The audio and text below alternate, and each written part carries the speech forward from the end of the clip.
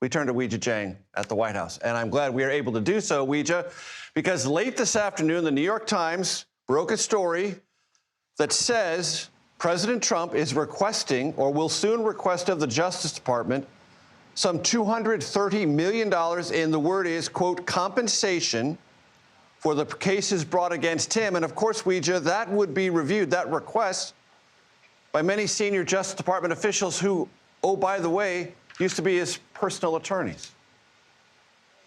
And Major, that is the oh, by the way, that has so many questioning the validity of what the president is doing here, because as you mentioned, many of the officials working in the Justice Department, including the Deputy Attorney General, Todd Blanche, either represented the president himself or those in his orbit. Blanche was one of the president's former personal attorneys.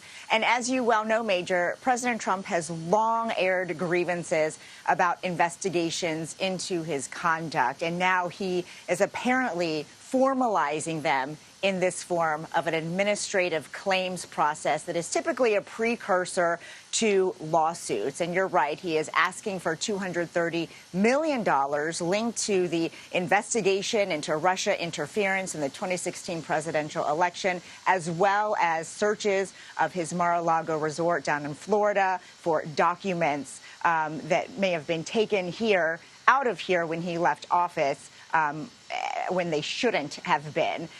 Of course, that case was ultimately thrown out when he won the presidency back. And Major, just a short few moments ago, the president was asked about this in the Oval Office, and he sort of made a joke and said, yeah, it's a lot of money, and said he would probably give it to charity. But that still has no clarity, offers no clarity about this potential conflict of interest, because it is those very Justice Department officials who now have the authority to authorize this payment or not.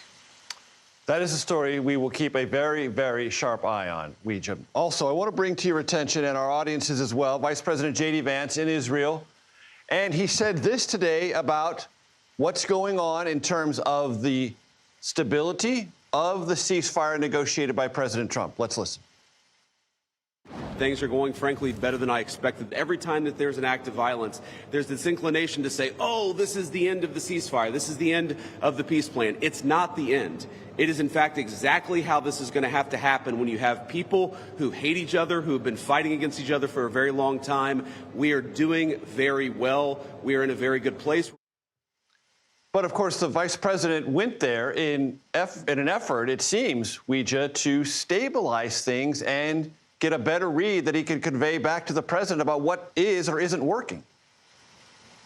That's right, Major, and to send a very clear message that the U.S. wants this ceasefire to remain in place, that the U.S. strongly supports it and expects all parties to comply with it. Because remember, this is a crowning jewel for the president when it comes to his foreign policy.